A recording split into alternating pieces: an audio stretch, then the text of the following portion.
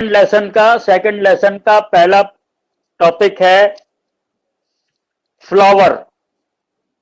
तो ये फ्लावर का डायग्राम आप बनाएंगे और इसका पूरा सारे नाम वगैरह लिख करके रखेंगे। ये इंपॉर्टेंट डायग्राम है और आपको पता होना चाहिए। जिस पार्ट में सारी चीजें जुड़ी रहती हैं उसे रिसेप्टेकल कहते हैं। इसके बाद गाइनीशियम में ओवरी, स्टाइल और स्टिग्मा होते हैं। एंड्रूशियम में फिलामेंट और एंथर मिला के स्टेमिन बनाते हैं। और उसके बाहर की तरफ जो दो हॉर्ल होते हैं वो होते हैं पीटल से मिलके कोरोला बनता है और सीपल से मिलके कैलिक्स बनता है।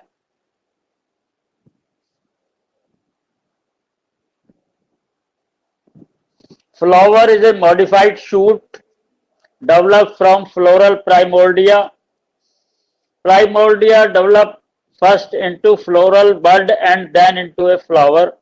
Primordia माने फ्लावर को शुरू करने वाले कोई ऑर्गन जो पत्तियों के बीच में कहीं रहता है और उससे पहले बड बनती है यानी कि कली बनती है और उसके बाद फ्लावर बनता है। Reproductive part of the plant, ये प्लांट का रिप्रोडक्टिव पार्ट होता है। एंड्रूशियम इज मेल रिप्रोडक्टिव और consist of stamens and gynoecium is female reproductive part of flower consist of carpels. Then stamen, male reproductive unit is called stamens, consist of two parts, filament and anther.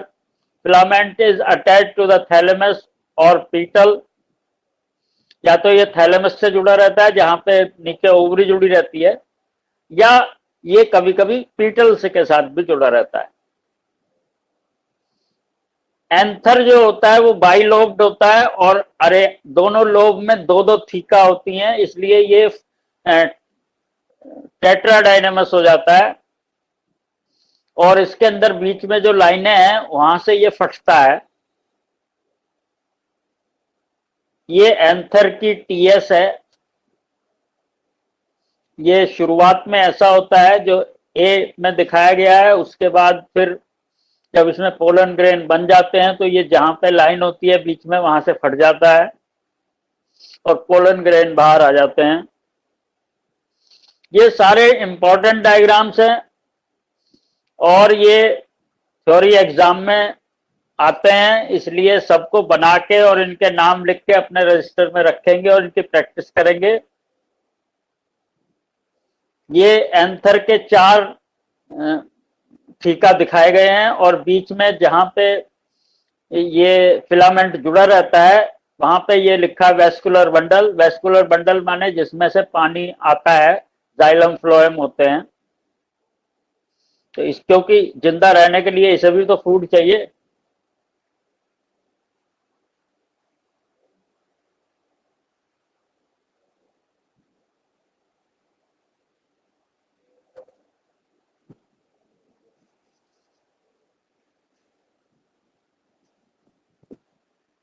Microsporogenesis, जो pollen grain होता है उसे हम microspore कहते हैं। जैसा कि आपको 11th क्लास में पढ़ाया गया था कि प्लांट के अंदर अल्टरनेशन ऑफ जनरेशन होती है और जो मेन प्लांट होता है एंजियोस्पर्म का वो डिप्लॉयड होता है, इसलिए उसे स्पोरोफाइट कहते हैं। और उसके अंदर माइक्रोस्पोर बनते हैं जो गैमेटोफाइट होते हैं। तो जो एक पोलन ग्रेन है वो ही पौधे का गैमेटोफाइट है। The process of formation of microspores from a pollen mother cell through meiosis is called microsporogenesis. The cells of sporogenous tissue undergo meiosis to form microspore tetrad arranged in a cluster of 4 cells. Microspore का एक tetrad बनता है जो कि एक 4 sales का cluster होता है. As each cell is sporogenous tissue has potential to form tetrad, so each cell is a microspore mother cell. Sporogenous tissue की जितनी भी सेल्स हैं उनको हम पीएमसी कह सकते हैं, माइक्रोस्पोर मदर सेल या पोलन मदर सेल, और इनसे चार चार पोलन ग्रेन बन सकते हैं मियोसिस के बाद. On maturation and dehydration of anther, the spores dissociates, एक जुड़े हुए नहीं रहते, फिर अलग अलग हो जाते हैं, develop into pollen grains, and pollen grain release with the dehiscence of anther, anther के फटने से pollen grain रिलीज हो जाते हैं. ये एक टेट्राड दिखाया है, उसके अंदर फिर मियोसिस होता है, और फर्स्ट मियोसिस के बाद ये 2 सेल वाला माइक्रोस्पोर बन जाता है, उसके बाद फिर 4 सेल वाला बनता है, और टेट्राड में से फिर हर एक सेल अलग अलग पोलन ग्रेन बनाती है, और पोलन ग्रेन के अंदर एक बार एसिमेट्रिक स्पिंडल बनके एक माइटोसिस होता है. इसका मतलब क्या कि एक ऐसा मियोसिस होता है जिसमें एक सेल छोटी बनती है और एक सेल बड़ी बनती है. छोटी वाली को जनरेटिव सेल और बड़ी वाली को वेजिटेटिव सेल कहते हैं. तो पोलन ग्रेन जो होता है वो मेल गैमेटोफाइट होता है प्लांट का. ये spherical in shape, have 2-layer wall, outer hard wall is called axine and inner is called intine. The axine made of sporopollenin, resistant to organic matter, withstand high temperature, acid, alkali and enzymes. It has prominent apertures called germ pores where sporopollenin is absent. Exine sporopollenin की बनी हुई होती है, और उसके अंदर कुछ जगह ऐसी होती है जहां स्पोरोपोलिन नहीं होती, उसे हम जर्म पोर कहते हैं. इंटाइन पतली कंटिन्यूअस लेयर होती है, सेलुलोज की बनी हुई होती है या पैक्टिन की बनी हुई होती है. ये पोलन ग्रेन की स्ट्रक्चर है. इस डायग्राम, ये भी इंपॉर्टेंट डायग्राम है, इसकी भी प्रैक्टिस करेंगे. ये अलग अलग तरीके के पोलन ग्रेन दिखाए गए हैं, तो अगर ये बाद में देखे जाएं माइक्रोस्कोप से बड़े सुंदर लगते हैं.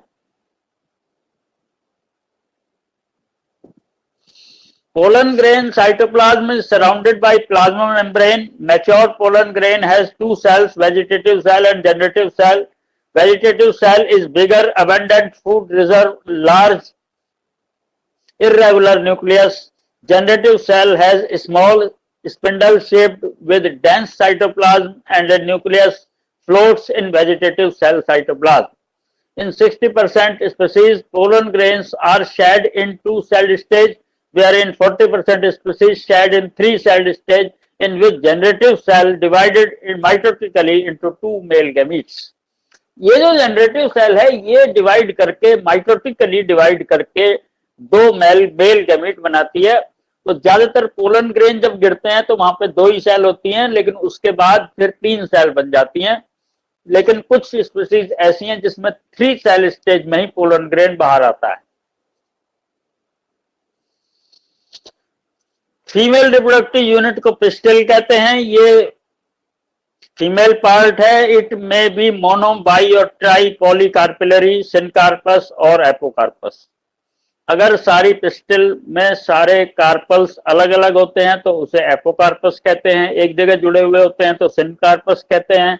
अगर बहुत सारे कार्पल्स हैं तो पॉलीकार्पिलरी कहेंगे. अगर 3 कार्पल हैं तो ट्राई कार्पिलरी कहेंगे. 2 कार्पल हैं तो बाई कार्पिलरी कहेंगे, और 1 कार्पल है तो मोनोकार्पिलरी कहेंगे. Each pistil consist of ovary, style and stigma. The ovary has 1 or more cavities called locules, and placenta in locules bear ovules. अलग अलग जो ओवरी के अंदर खाने होते हैं उनको लोक्यूल कहते हैं, और लोक्यूल के अंदर प्लेसेंटा होते हैं, और प्लेसेंटा के ऊपर ओव्यूल जुड़े रहते हैं, और जो ओव्यूल है वो फीमेल गैमेटोफाइट होता है प्लांट का। नंबर ऑफ ओव्यूल में बी 1 और मोर। ये पिस्टल की स्ट्रक्चर है, ये बहुत इंपॉर्टेंट डायग्राम है, इसको बनाएंगे अपने रजिस्टर में और इसके सारे नाम लिखेंगे इसमें क्या क्या है।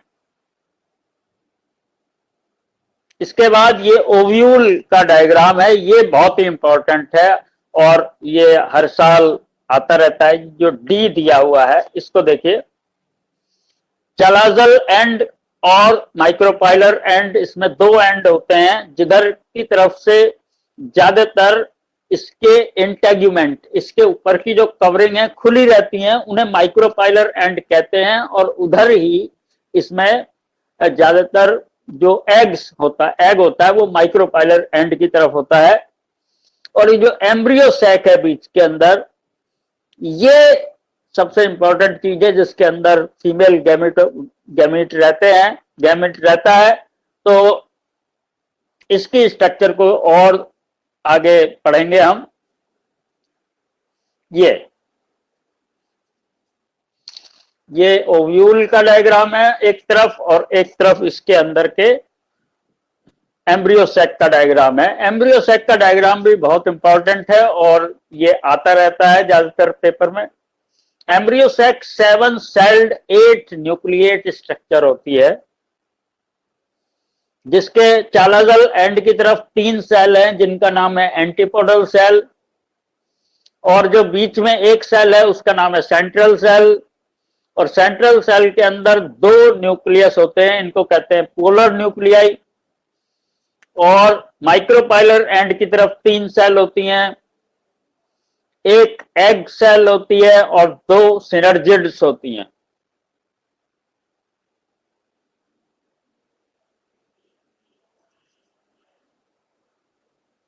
ये सारे डिटेल्स इसमें लिखी हुई हैं, इन्हें उतार लेंगे। अब देखिए क्या होता है कि जब पोलन ग्रेन किसी स्टिग्मा पर गिरता है तो उसमें से एक पोलन ट्यूब निकलती है, और जिसके अंदर 2 स्पर्म न्यूक्लियाई होते हैं, और ये माइक्रोपाइलर एंड से ओव्यूल के अंदर या एम्ब्रियो सैक के अंदर जाती है, और इसका एक स्पर्म न्यूक्लियस एग सेल के साथ फ्यूजन करता है, जिसे फर्टिलाइजेशन या सिंगेमी कहते हैं, और दूसरा न्यूक्लियस 2 पोलर न्यूक्लियाइज के साथ ट्रिपल फ्यूजन करता है, और ये सिंगेमी और ट्रिपल फ्यूजन मिला के डबल फर्टिलाइजेशन कहलाता है।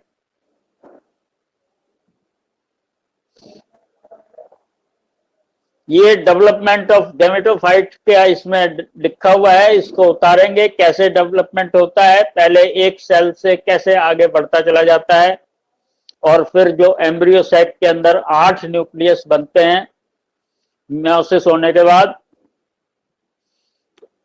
मेगास्पोर मदर सेल जो होती है उससे मियोसिस के बाद 4 सेल बनती हैं, जिसे मेगास्पोर टेट्राड कहते हैं, लेकिन उसमें से 3 सेल डिसइंटीग्रेट होने के बाद केवल एक सेल एक ही एम्ब्रियो सैक बनाती है। ये बात ध्यान रखने की है कि अगर एक एम्ब्रियो सैक बनेगा तो उसमें एक मियोसिस से एक ही एम्ब्रियो सैक बनेगा, 4 नहीं बनेंगे। लेकिन पोलन ग्रेन एक मियोसिस से 4 बनते हैं, यानी अगर हमें 4 सीड बनाने हो तो 4 मियोसिस तो हमें फीमेल गैमेटोफाइट बनाने के लिए कराने पड़ेंगे, और एक मियोसिस हमें मेल गैमेटोफाइट बनाने के लिए कराना पड़ेगा। तो 5 मियोसिस से 4 सीड बन सकते हैं। ऐसा सवाल, मैथमेटिकल सवाल कि 100 सीड बनाए तो बताओ कितने मियोसिस होंगे, तो उसमें मेल के अंदर केवल 25 से काम चल जाएगा, फीमेल के अंदर पूरे 100 से काम चलेगा, तो 125 मियोसिस होंगे तब 100 सीड बनेंगे।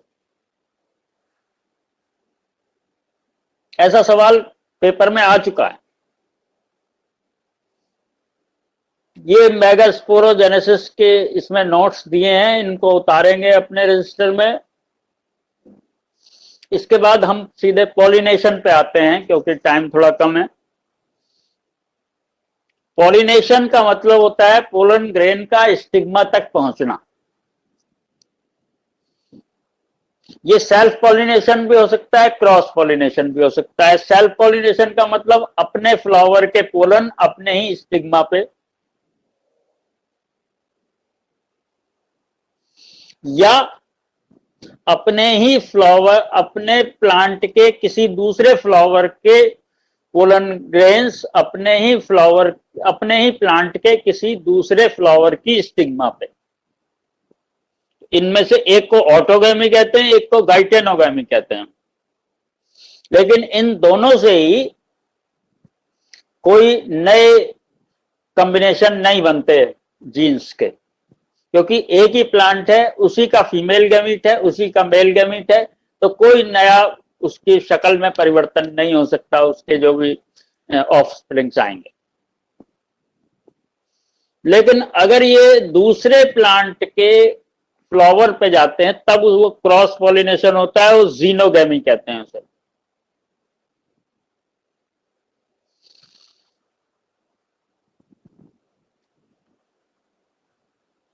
और ये नीचे जो फैक्टर बेस्ड दिया है, यानी कि पॉलिनेशन एक प्लांट से दूसरे प्लांट में हो और किसी दूसरे फैक्टर की वजह से हो, तो उसमें 3 तरह के पॉलिनेशन इसमें दिए हैं। एनिमोफिली जो हवा से होती है, हाइड्रोफिली जो पानी से होती है, और जूलोफिली जो किसी एनिमल से होती है।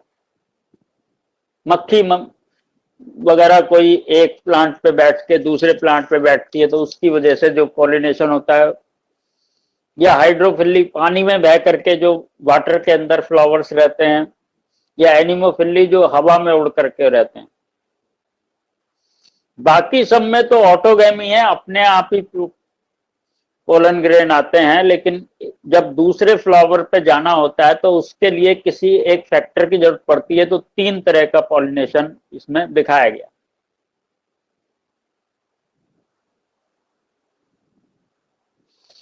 तो ये ऑटोगैमी, गाइटेनोगैमी और जीनोगैमी। क्या मतलब? ऑटोगैमी माने अपने ही फ्लावर के पोलन ग्रेन अपने ही स्टिग्मा पर गिरे।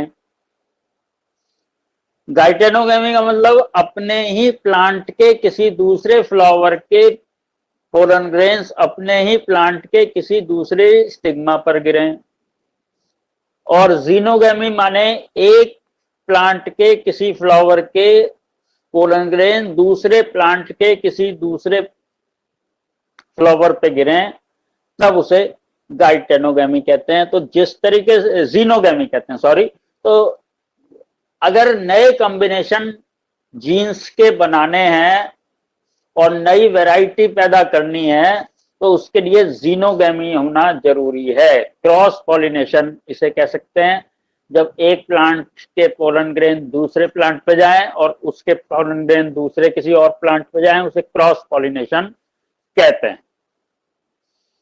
या तो बहुत सारे प्लांट ऐसे भी होते हैं जो केवल फीमेल फ्लावर बनाते हैं या केवल मेल फ्लावर बनाते हैं, या कुछ प्लांट्स ऐसे भी होते हैं कि जिसमें अपना पोलन ग्रेन अगर अपनी स्टिग्मा पे गिर जाए तो वो जर्मिनेट ही नहीं करता। इसीलिए हम देखते हैं कि अगर हम आम का पौधा वगैरह लगा लें शहर में कहीं अपने घर में, तो एक पेड़ अगर अकेला रहता है तो उस पे फल ही नहीं आता। फल तभी आता है जब बहुत सारे पेड़ हों और पूरा बाग लगाया जाए।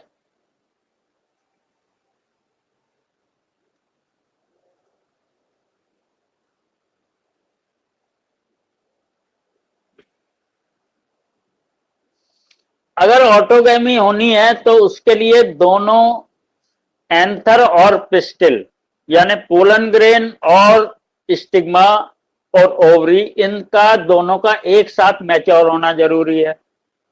अगर ये आगे पीछे मैच्योर होती हैं तो ऑटोगैमी नहीं हो सकती।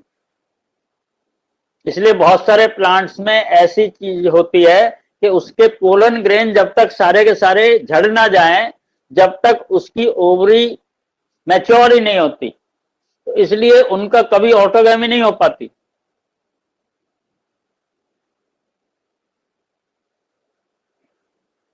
जीनोगैमी की डिवाइसेस जो हैं ये इंपॉर्टेंट हैं, और इसको ऐसे भी पूछा जाता है कि ऑटोगैमी को रोकने के लिए प्लांट क्या करते हैं। What are the devices to prevent autogamy. Autogamy रोकने के लिए प्लांट्स क्या करते हैं जिससे अपने ही प्लांट के फ्लावर्स के पोलन ग्रेन्स अपनी स्टिग्मा पे ना गिरें और दूसरे प्लांट के आए, जिससे कोई नई वैरायटी पैदा हो, जीन्स में कुछ चेंज आए। इसलिए प्लांट्स में ये चीजें होती हैं। यूनिसेक्सुअल फ्लावर होते हैं बहुत से, जैसे आप देखेंगे ये तोरी, घिया तोरी की बेल होती हैं, उनके अंदर जो प्लांट फीमेल, जो फ्लावर फीमेल होता है उसके अंदर फल आता है, और बहुत सारे फ्लावर ऐसे होते हैं जो मेल होते हैं, उनके अंदर फल कभी नहीं आता है, केवल पोलन ग्रेन होते हैं उसके अंदर। Pollen release and stigma receptivity are not synchronized. इसका मतलब पोलन जिस टाइम निकलता है उस टाइम स्टिग्मा रिसेप्टिव नहीं होती, और different orientation of anther and stigma. Plant इस तरह का, पौधा फ्लावर इस तरह का होता है कि उसके जो पोलन ग्रेन गिरते हैं वो अपनी स्टिग्मा की तरफ आ ही नहीं सकते। और सेल्फ इनकॉम्पैटिबिलिटी, सेल्फ इनकम्पैटिबिलिटी इसे कहते हैं कि कोई ऐसा एसिड निकालता है पौधा जिस एसिड में अपना पोलन ग्रेन अगर आ जाए तो वो मर जाएगा, और दूसरे पौधे का आ जाए तो वो नहीं मरेगा। जैसे मैंने तुम्हें अभी आम का एग्जाम्पल दिया, आम के अंदर सेल्फ इनकॉम्पैटिबिलिटी होती।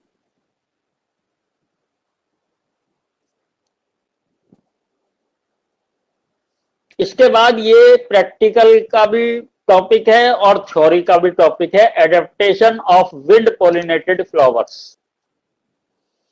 जो फ्लावर विंड पॉलिनेटेड होते हैं, जिनके अंदर हवा से पॉलिनेशन होता है, अभी पीछे बताया था उसका नाम, तो उसमें क्या क्या एडेप्टेशन होने चाहिए। उसके अंदर पोलन ग्रेन बहुत ज्यादा होने चाहिए, उसके अंदर पोलन ग्रेन ऐसे विंग लगा हुआ होना चाहिए, उसमें कोई ऐसा धागा लगा हुआ होना चाहिए जिससे वो उड़ सके। एंथर उसका ज्यादा खुला हुआ होना चाहिए।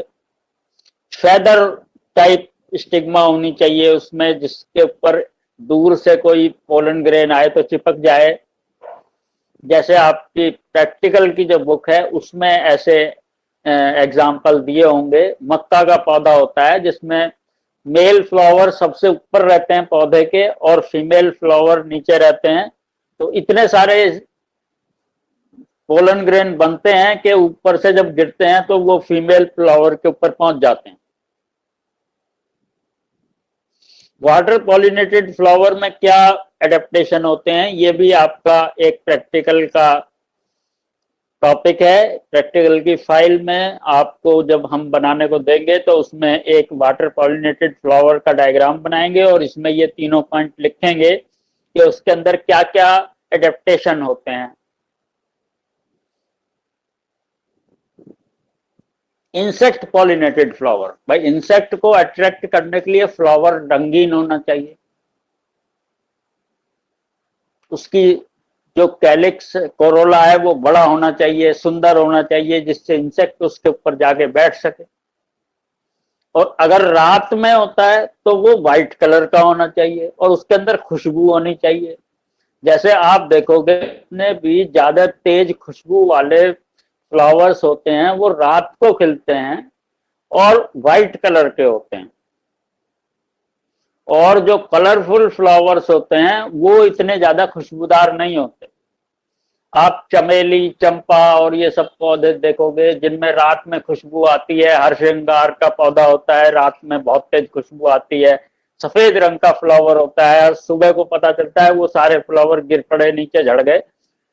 तो उसमें पॉलिनेशन रात को होता है, तो रात को ही उसके अंदर कीड़े मकोड़े, मक्खियां वगैरह बैठती हैं, तो खुशबू को देख के आती हैं और रात में व्हाइट कलर दूर से दिखाई देता है।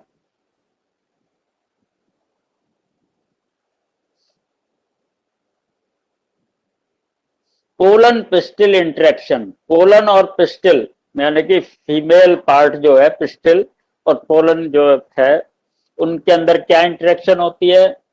जैसे ही पिस्टिल के ऊपर पोलन ग्रेन गिरेगा तो वह केमिकल कंपोनेंट से चेक करेंगे कि ये अपना ही पोलन है या किसी दूसरी स्पीसीज का तो नहीं है। ऐसा थोड़ी है कि साथ में एक खेत में घिया बो रखा है, दूसरे खेत में खीरे बो रखे हैं और खीरे के पोलन ग्रेन घिया के उस पर गिरे और उसमें जो फल बना वो पता नहीं क्या बन गया, उसमें आधे क्रोमोसोम घिया के आ गए और आधे खीरे के आ गए। तो ऐसा नहीं होता है। पहले चेक करते हैं कि अपने ही स्पीसीज का पोलन है, और जब अपने ही स्पीसीज का पोलन होता है तो वो जर्मिनेट करता है और उसमें से एक पोलन ट्यूब निकलती है और वो स्टाइल से होते हुए ओवरी तक जाती है और ओव्यूल तक जाती है और एम्ब्रियो सैक तक जाती है और एम्ब्रियो सैक में जाकर के fertilization, syngamy and triple fusion होता है। तो ये डबल फर्टिलाइजेशन इस तरीके से होता है। नीचे जा रही है ये पोलन ट्यूब, नीचे जा रही है और जाकर के एम्ब्रियो सैक के अंदर फर्टिलाइजेशन होगा। तो डबल फर्टिलाइजेशन क्यों कहते हैं इसको, अभी बताया था।